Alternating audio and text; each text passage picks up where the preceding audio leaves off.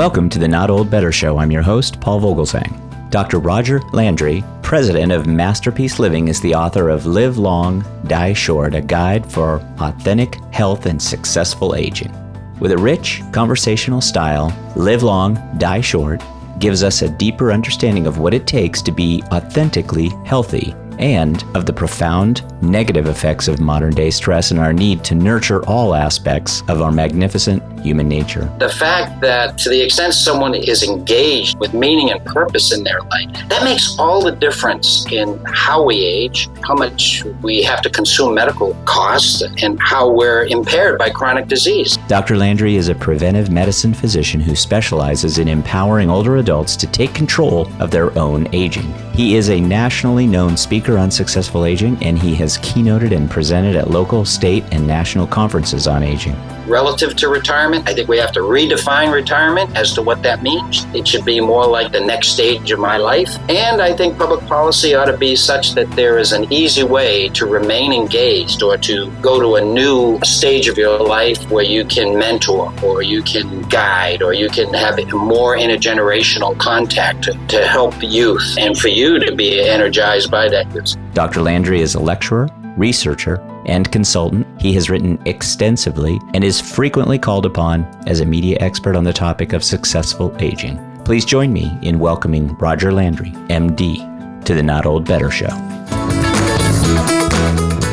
Welcome to the Not Old Better podcast. It's time for this week's featured guest on the Not Old Better podcast. And now your host, Paul Vogelsang.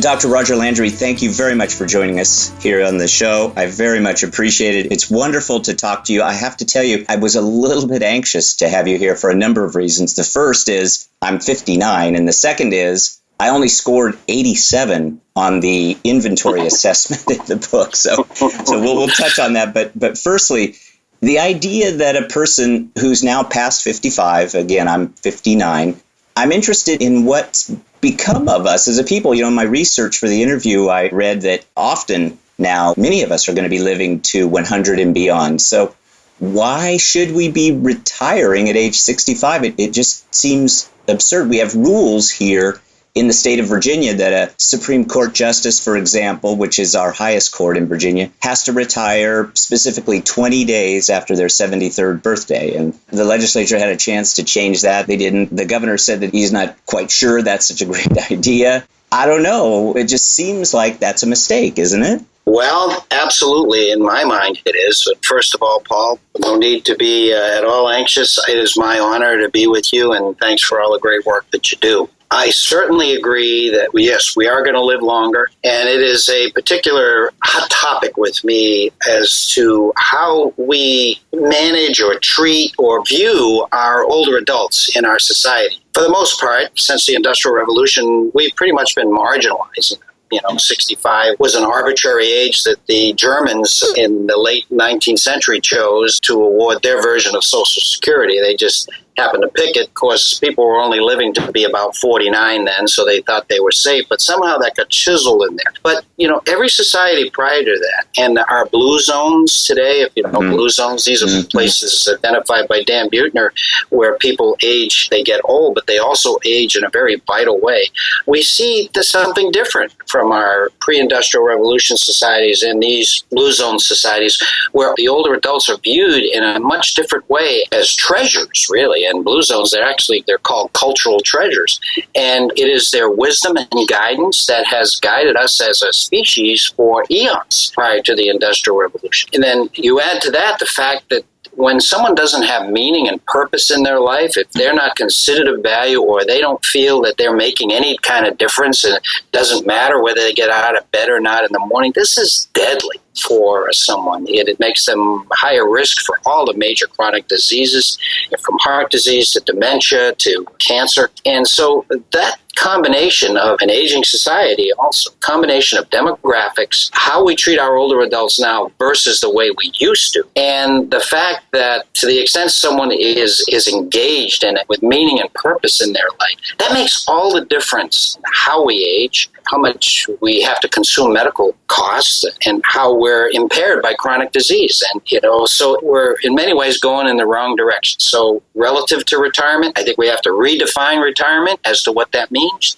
It should be more like the next stage of my life. And I think public policy ought to be such that there is an easy way to remain engaged or to go to a new stage of your life where you can mentor or you can guide or you can have more intergenerational contact to help youth and for you to be energized by that youth. So there's no question. There's a lot of human capital that we are just pushing off to the side and not using. And as we age as a society, we're not going to be able to continue to do that, Paul. Well, I want to remind everybody this book that you've written, Dr. Landry, is just terrific. It's Live Long, Die Short, A Guide to Authentic Health and Successful Aging. I read the book. It is terrific. And inside the book is an assessment. And I mentioned this right at the top of the show that I went through the assessment process. I scored an 87. Now, what score should somebody like me aspire to? How should I get there? Is it too late for somebody like me? And maybe give our listeners a little bit of a description of what this inventory assessment's all about and how it ties in with this idea of being more authentic, but successfully aging. Well, it is absolutely never too late for anyone or too early to think about lifestyle and the fact that knowing that that's the major determinant in how we age and trying to get some idea of how our lifestyle that we're living may be putting us at risk and what we can do about to lower those risks. And that's what you're referring to. That questionnaire in the book was all about being able to take a snapshot of your lifestyle, very easy questions to answer, and then getting some sort of sense that perhaps you're ignoring some aspects of your life that are putting you at risk for chronic disease or impairment and some long, drawn-out aging process. The title of the book, Live Long, Die Short, is about the die short part in public health terms is called the compression of morbidity. Morbidity is when we're sick and impaired, and we'd like to compress that time. So we'd like to be going concerns longer and longer. And when our time comes, to have it fairly quick. And that's good for society. It's good for quality of life. It's good for healthcare costs. It's good for families. It's good for everyone. I think everyone would choose it. So in order to do that, since the MacArthur research in the late 90s of the last century and all subsequent research tells us that our lifestyle is the major determinant in how we age, 70% as much, then we should be paying attention to that. And it's not just the physical part, which we tend to focus on in our society. It's the physical, it's the intellectual, it's the social, it's the spiritual, in fact. The spiritual referring to having meaning and purpose in your life. So I think a lot of times we delude ourselves into thinking we're doing it all. We're being holistic and we're paying attention to all aspects of your life. But as you probably saw, although 87 is a great score, Paul, congratulations. The first time.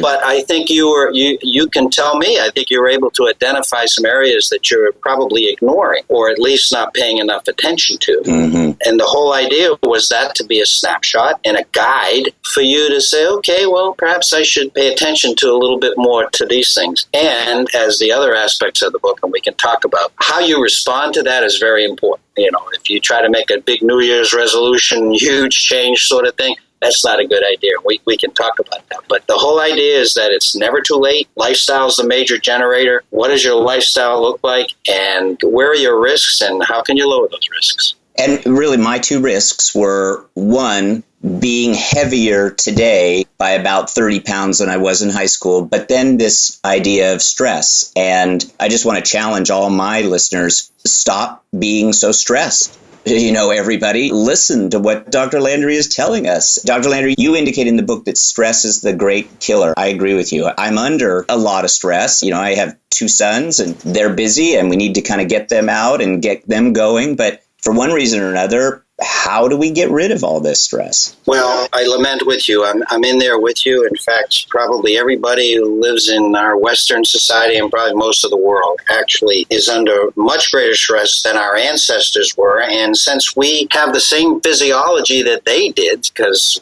our physiology doesn't change that much, we're subjecting ourselves to something they never experienced. And it is, I like to say, rotting us from within. The thing with Paul with stress is that the stress response was meant to save us us in an emergency. And so it's when something threatens our life, or we perceive it to, it's kind of all hands on deck. Our brain sends out signals, and adrenaline, cortisol, and everything responds so that we are the strongest and the fastest we could possibly be to fight or to flee from this threat. But that was meant to be very short term. But we as humans, with our larger brains, have the ability, God bless us, or the opposite, to generate this fight or flight response, which is meant to be short term. We generate it with our thoughts, with our worry. And so it becomes a chronic process. It's like flooring the gas on a car and stepping on the brake. And it just really, this is what it does. The fact is, when it really comes down to it, the stress that most of us feel is self-generated. It is generated by our thoughts. It is generated by our response to situations in life.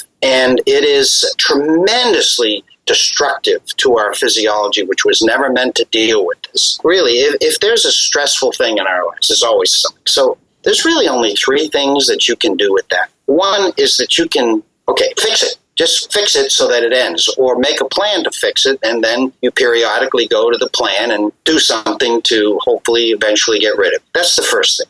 The second thing is to just walk away from it. I don't need this in my life, and I'm just going to walk away, and this won't be a stress for me anymore. Those two are kind of difficult, and so the third one is probably the one that most of us should use and don't, and that is to accept it. To accept this as reality. It is what it is. Why labor about it? Why have it in our thoughts all the time?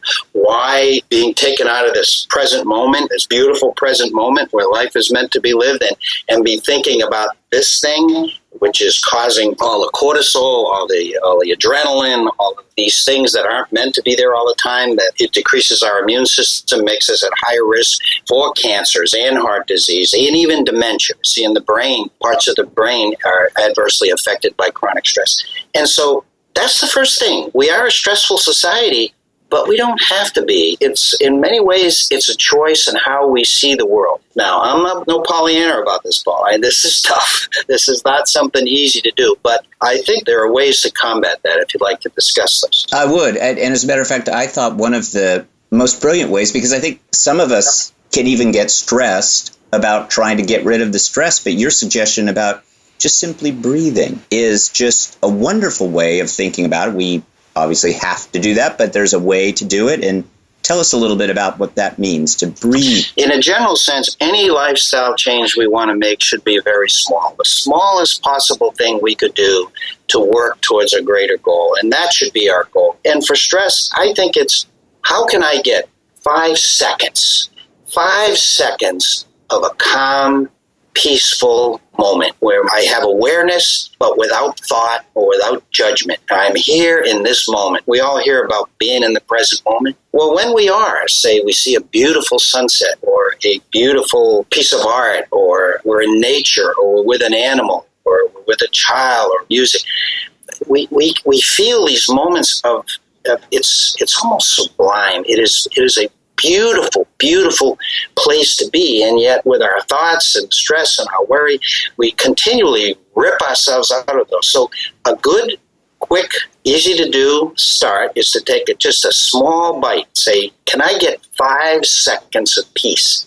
Now, if you talk to an artist, say, and you ask them, what happens to time when you're drawing? And they'll say, time goes away. Well, you can't be stressed if there's no sense of time. It's basically impossible unless some tiger is about to jump on you or something. And so finding a pursuit, and I ask them how they feel, and they say, I feel joyful. I feel happy and peaceful. This is being in the moment. And these little moments, although we can't have them all the time, it would be beautiful. I think our ancestors pretty much came close to that, but we can't. Those little moments sort of reboot us and reset the clock so that there's not this momentum building of stress and more stress on that. And so we can step back for a minute. So, anything, art, a walk in nature, meditation is meant for this. And that was the breathing thing. Just pay attention to our breathing for 5 seconds without thought or judgment. Small steps, but when we realize that we're the ones responsible for most of the stress in our lives in reality, and that there are ways for us to step back from this, just little small steps that can be tremendously advantageous, well, that's news to most of us. We are with Dr. Roger Landry, author of Live Long, Die Short. One of the things that I so enjoyed about the book, too, was this group of 10 tips that you've listed that really allow us to achieve this authentic health and successful aging. The first one is use it or lose it. What does that mean? Well, we probably heard our grandmothers or great-grandmothers say this to us, and I think intuitively we have a sense of what this means, that we can't expect to be able to do something unless we do it. From a physiologic standpoint, say we learn a skill, we can actually now on brain scans see neural pathways being built as we learn a new skill. And as we continue to do that skill, that little pathway becomes a road and then becomes a superhighway. And this is when we're particularly adept at something. And this is a motor skill, but it could also be an intellectual skill. But our brain reflects that. Now, if we don't use that skill, we actually can see on brain scans those pathways getting smaller. And there's a thing called synaptic pruning. It doesn't matter what basically is happening, is that your brain is disengaging one neuron from another neuron to allow us to do this skill, so eventually we can't do it. Now, that's on a physiologic, neurologic basis. But we've all experienced it. Maybe shooting a basketball, we're good at it. We don't shoot for a long time, we're not good at it. We do mental math. If we don't do it, we can't do it as well. I know sometimes I go on vacation and sort of just sit back and practice what I preach about stress and just being in the moment. And when I get back, I kind of have difficulty finding a word sometimes for a presentation. It doesn't come quite so quickly because, again, I haven't been thinking in terms of vocabulary and words and communicating ideas. And it's okay for me to do that. But this is what this is all about. And it's a physical sense. It's an intellectual sense. Social skills. Our social skills fade as we don't use them. And certainly from the point of view of our meaning and purpose in life, to the extent we just sort of wander answering whatever challenge comes to us without a real sense of where we want to go and what our life is about, I think we pay for that because we're not really using this great advantage we have of when we have purpose. It gives us a sort of like a lighthouse, a guiding pathway to where our life wants to be. I have to tell you, too, one of the other things that I really was struck by in the assessment portion, the inventory assessment, was your mention of this idea of social connection and spending more time with people. And in particular, it was, when was the last time you spent a little time with a child? And I just thought to myself, I'm a church-going guy, and I know that as I see those young people all around us, I just think that's a wonderful thing for any age group to be surrounded by multiple ages. And this idea of a social connection is a strong one. You really go so far as to say that the research is showing that you'll live longer with a deeper social connection. Tell us a little bit about an example of a social connection in a modern setting. I mean, certainly a religious group is one, and there are others. Yes, well, you're absolutely correct. This is something that is inherent in us as a creature. Our ancestors banded together, and that approach allowed us to survive as a species. We would not have survived had we not become social creatures and worked together. And so it is inherent in who we are. It's in our very DNA. And certainly, maybe some of our old Western movies think, that the hero is this guy detached and he's somewhat you looked up to because of that. And this is nonsense. Who we are, certainly people can be annoying and we need our alone time, as we discussed with stress and everything. Mm-hmm. But we must be with humans if we're going to be humans. The Maasai say we're not human unless we're with other humans. And this is critically important. In our society, what we call social connection now, you know what I'm talking about, having 1,000 friends, who you never laid eye on or touch. Our socialization is primarily formed and framed by our ancestors, and we are meant to be, basically, from a physical standpoint, around a fire, looking at each other. And as our ancestors were. But no, out there, seeing it, this is the most beneficial. Certainly, it can be a great help to be connected to people over the internet, and certainly for people who are housebound. But to have that as a substitute for sitting at a table, looking in someone's eye, we've read the statistics that 60 to 70% of communication is nonverbal. Well, to have that happen, you really need to be in someone's presence for the most part.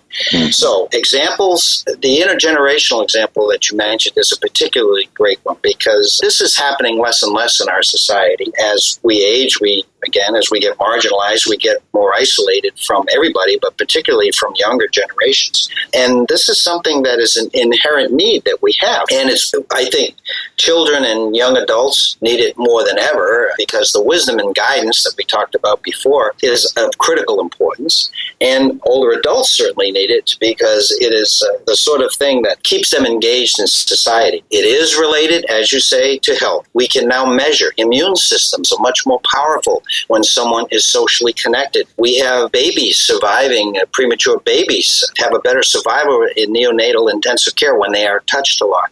Women who've had breast cancer do better depending upon how many friends they have. Men who come back from a heart attack to a house where there's no one living are 5 times as likely to have a second heart attack than those who come back where people are. We're meant to be with people. Long-term study shows we're anywhere from 2 to 5 times higher, more likely to be afflicted with heart disease, cancer, and dementia to the extent that we're not connected. And the opposite is true, 2 to 5 times less likely if we are connected. And so this is inherent in who we are. We are herd animals, and this is a very basic need that we have. And to allow society for the general default position, so to speak, for an older adult now is to get more and more isolated. We have to fight against that as a society with public policy, but as individuals, and for those that we know and love, to keep them engaged in society. We're talking to Live Long, Die Short author Roger Landry, who is a man of great wisdom. And I just want to tell you again, Dr. Landry, I appreciate you being here with us. I think you're right. I think we are who we are. That's an oft-used saying, I think, these days, but I am a believer in that. And I think that I personally am always very candid and open about my own age. I'm 59, but I never really try to act my age. And I thought that was an interesting point that you make in the book, too. So tell us a little bit about what that really means to, it's not about fibbing, but it's just about making sure to, kind of be alive, really, I think. Is that a good way of putting it? Paul, you're absolutely right. We seem to be programmed from our youth to act our age. We're told that by teachers and parents and things. But to act our age today is to buy into a stereotype that is still the preeminent position, and our policy, our national policy reflects it, and our beliefs believe it, that aging is mostly about decline. The term ageism, which is basically a bias against older adults, ageism is still alive, and yet the biggest repository for it is in older adults themselves. Mm-hmm. Older adults who set low expectations for themselves as they age, and it's a matter of programming and expectation that has been sort of drilled into them, or they have observed as they have gotten older, and maybe just giving up. As long as we have a pulse, we should be growing. And to the extent growing, and we're going to have challenges, and maybe take Stephen Hawking. Look at the limitation he had. He's paralyzed except for his lips, and yet is supposed to live only about a year, and he's still alive with us and has given us contributions of our knowledge of the universe. I mean, yeah, there's going to be challenges, but we should always be growing physically, mentally, socially, and spiritually, or at least some of those. And to the extent that we set low expectations for ourselves, and that's probably what's going to happen. So being optimistic, fighting to stay engaged, having a good sense of self-worth, that you do have something to say, and I'm fighting for changing our public policy so that it's more easy to give that opinion and people will listen. But this is what's ahead for us, and I'm very optimistic about it, that older adulthood in our society is going to significantly change. The demographic will drive it, but I think that we're going to see that there's great value to not ignoring this great source of human capital. The ways that we engage and kind of are willing to remain active. We don't all have to be doing 45 minutes or 60 minutes of aerobics. We can use the power of games and puzzles and maybe even learning a new language. My mother, who's 87 years old, still plays the accordion, is able to lift that heavy instrument and use her mind to adjust the keys on 2 different sides. And I just see tremendous value in her mental capability as a result of just some of those things. And you talk an awful lot about these different ways to engage ourselves, that deterioration is something that we can put off. Definitely. And what you're observing, I see it so often.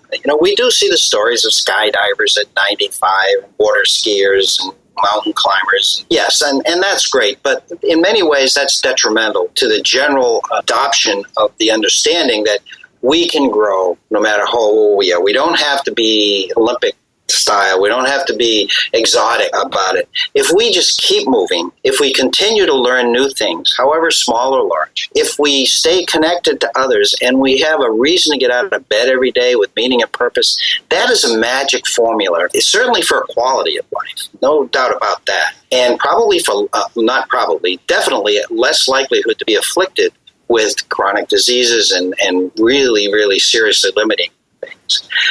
But more importantly, probably quantity of life also, but quality.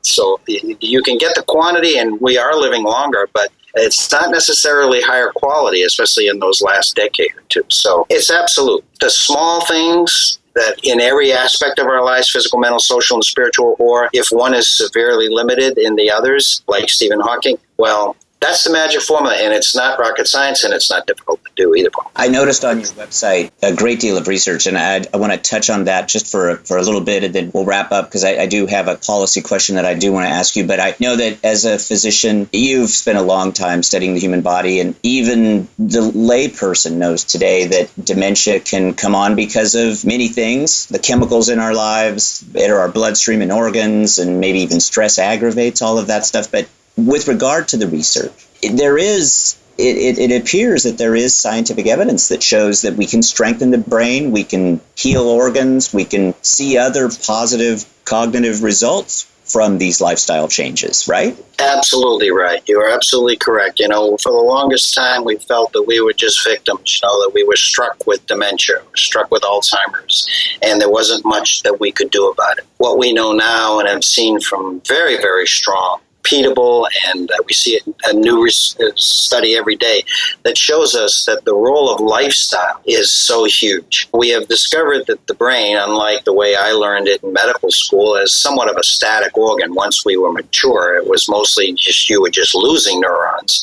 Well, we know now that the brain has a quality called neuroplasticity, and basically this is the brain's ability to respond to challenges, to respond to the environment, to respond to things we ask it to do. And now that we can scan brains, we can actually see brains responding. Say, you want to take on a new language, Paul. Well, if we scan your brain and then you start learning this language, we can see your brain getting heavier and thicker in certain areas. And these are new neural pathways. Now, these neural pathways, we're learning from other research, seem to be associated with less likelihood for developing the symptoms of dementia. In fact, there was a nun study in Minnesota where they studied nuns who were very physically and mentally active, and I'll explain why that's important. And when they died, several of them had Alzheimer's brains with the deposits and the plaques and the tangled nerves, and yet they didn't have symptoms. And so the research is concluded, and now this is mainline research, that lifestyle, a certain lifestyle, has the possibility of, even if we have the disease anatomically, even if we have a propensity to develop it, that we can forestall the onset of those symptoms with our lifestyle.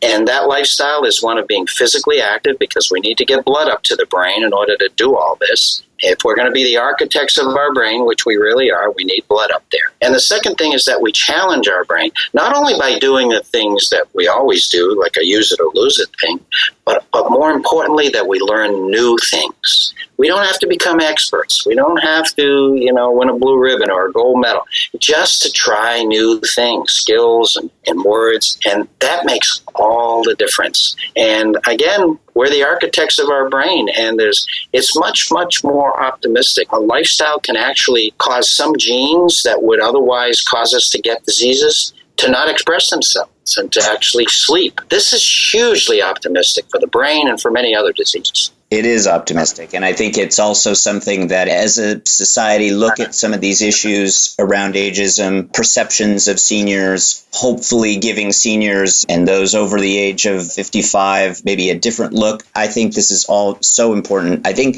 the other thing that you've touched on a couple times in our conversation today, and I read a little bit about this in the book, as I sit here just outside of Washington, D.C., I'm thinking, well, what is it the government should be doing that fits with what you're suggesting? How can government play more of a role in this, Dr. Landry? Well, government seems to have a bad name these days, and maybe some of it's deserved because it doesn't seem to be responding the way we need. But we're looking at a huge demographic shift with more and more older adults. Very soon, every fifth older adult will be over 65. We're looking at a time when only 3 people will be working for every one on Social Security. And we're looking at more and more needs in our country, struggling mothers with no child care, young people who seem to be unable to find someone to guide them, the mentor. We're looking at children struggling, not only in school, but in social skills. We're looking at a basic structure from the outdoor trails to our cities, what they look like. There's challenges with our very substructure of our country.